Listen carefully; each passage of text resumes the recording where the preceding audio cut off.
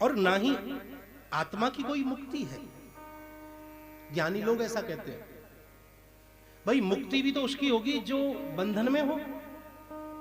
Jail में से वही तो छूटेगा जो जेल के अंदर हो, जो जेल में ही नहीं है वो कहां से छूटेगा? वो तो मुक्त है। इसी प्रकार आत्मा का कोई बंधन नहीं है। इसीलिए ज्ञानी लोग कहते हैं कि भैया मुक्ति नाम की कोई चीज नहीं है। भक्त लोग कहते हैं कि मुक्ति तो हमारे भगवान के चरणों की दासी है, तो फिर हम मुक्ति क्यों मांगे? हमें तो भगवान से भगवान को ही मांगना चाहिए। वृंदावन की गैल में मुक्ति पड़ी मणिराय, मुक्ति कहे गोपाल सो तू मेरी मुक्ति बताए। वृंदावन की गैल में मुक्ति पड़ी हुई मड़रा रही है। भगवान से बोली, प्रभु मैं सबको मुक्त करती हूं, लेकिन मेरी भी तो कोई मुक्ति होगी।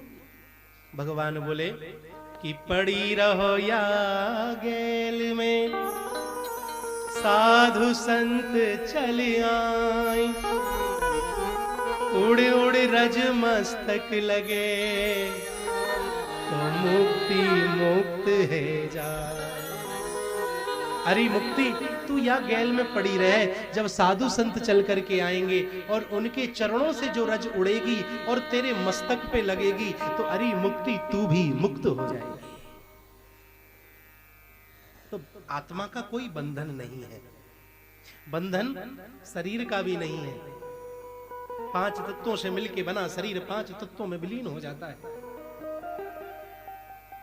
महाराज संसार बड़ा विचित्र है। अगर कोई व्यक्ति मर जाए और वह किसी को स्वप्न में दिखाई दे ना, तो तावीज गोला गंडा कराते हुए घूमते हैं कि फलाना आदमी मुझे स्वप्न में दिखता है, चाहे कितना भी प्रिय क्यों ना हो। बंधन शरीर का नहीं है।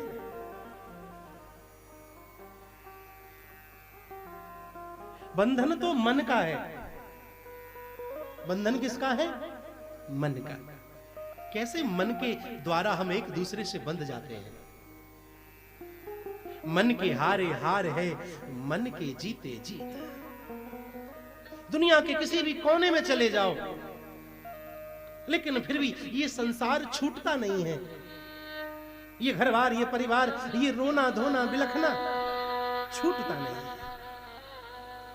बंधन का कारण सज्जनों मन है। जिसने मन पर नियंत्रण पा लिया, समझ लीजिए उसने सारे संसार को जीत लिया।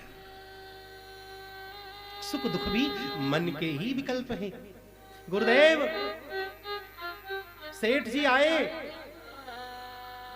गाय बांध करके चले गए। चेला ने आवाज लगा करके कहा, गुरुदेव ने अंदर से आवाज लगा के कहा, अरे बेटा बहुत अच्छी बात है, गाय आ गई, सबको दूध मिलेगा, चाय मिलेगा, दही मिलेगा, मक्खन होगा। आनंद हो गया। कुछ दिन बाद वो सेठ आया और अपनी गाय को ले गया। चेला ने फिर आवाज लगाई, बोले गुरुदेव वह सेठ आया और अपनी गाय को ले गया। गुरुजी बोले बड़ा अच्छा हुआ।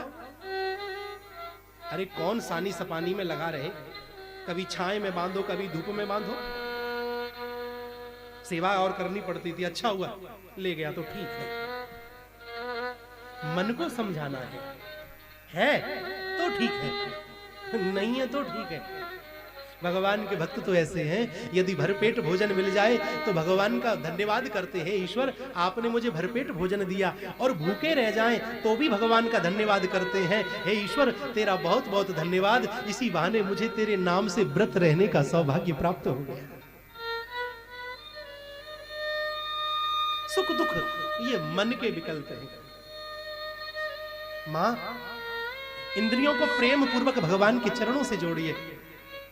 जैसे आंखों की इच्छा है कुछ देखा जाए तो भगवान का दर्शन करो। गोविंद देव जी देखो तो सही कितने प्यारे हैं। आज भोर वेला में चाची जी के साथ में मंगला आरती का दर्शन करने के लिए हम गए, जो यजमान है कथा के। और प्रभु के दर्शन की चाहना में रात को नींद भी कई बार टूटी, कहीं लेट ना हो जाए, विलंब ना हो जाए, देरी ना हो जाए। और मंगला आरती में पहुंच के चकाचक आरती का दर्शन, वो जल का छींटे, वो तुलसी दल, महाराज क्या कहना।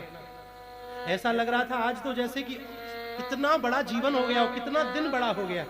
ब्रह्म मुहूर्त में जागने का यही लाभ है कि व्यक्ति की उम्र बढ़ जाती है। केवल आज के दिन से ही ऐसा लग रहा है कि जैसे कि कितना बड़ा दिन हो गया है, और फ्रेश फ्रेश फील हो रहा है। ये ईश्वर की कृपा है कि जब जयपुर आते हैं तो अधिकांशतः गोविंद देव जी के दर्शन हो ही जाते हैं। तो इन आंखों से भगवान को देखो।